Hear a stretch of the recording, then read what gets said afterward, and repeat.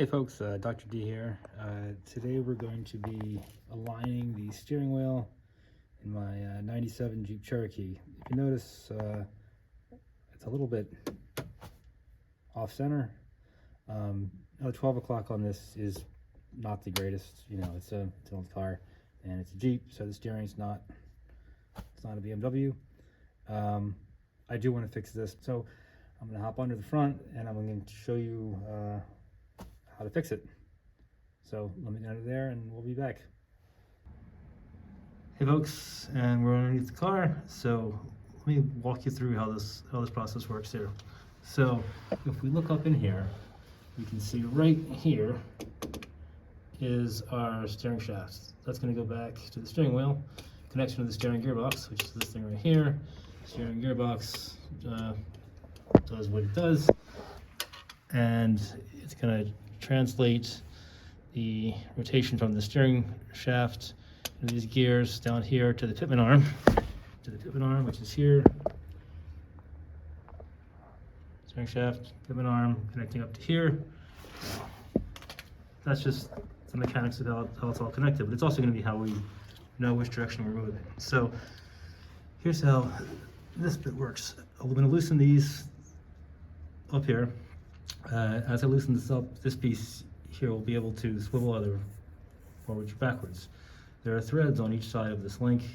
As I rotate this one direction, it's going to move these pieces in this way. As I rotate them the other way, it's going to move them further out.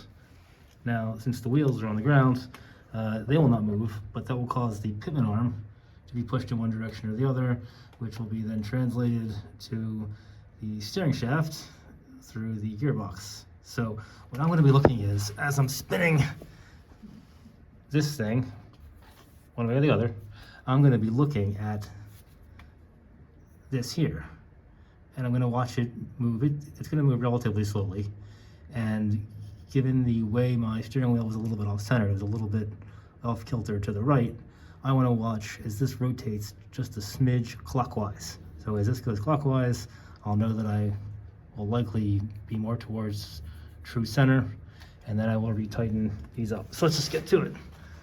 These take 16 millimeters, so I'll put this in place and we'll do that.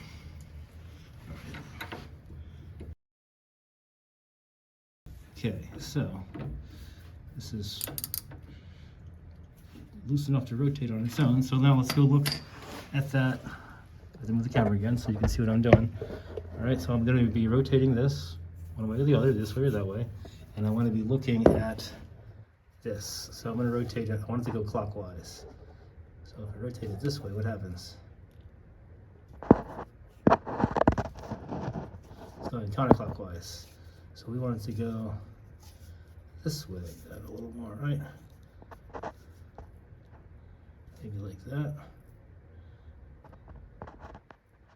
See how that looks, just a little turn. Okay, so now I'm gonna pause here.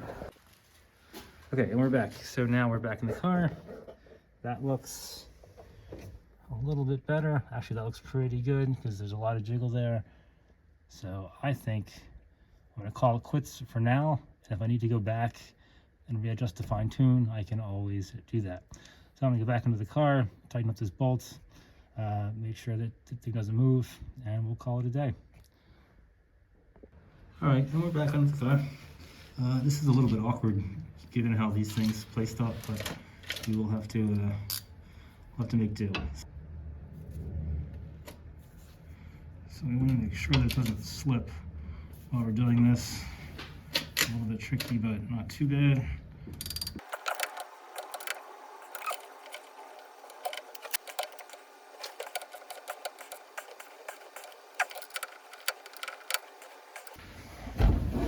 Okay, so not exactly the direction I want it to be facing for next time, but it is what it is, and it's solidly on there. These are tightened up enough. I'll leave that on there for now. All right, we'll call it quits for here. Thanks, folks. See you next time.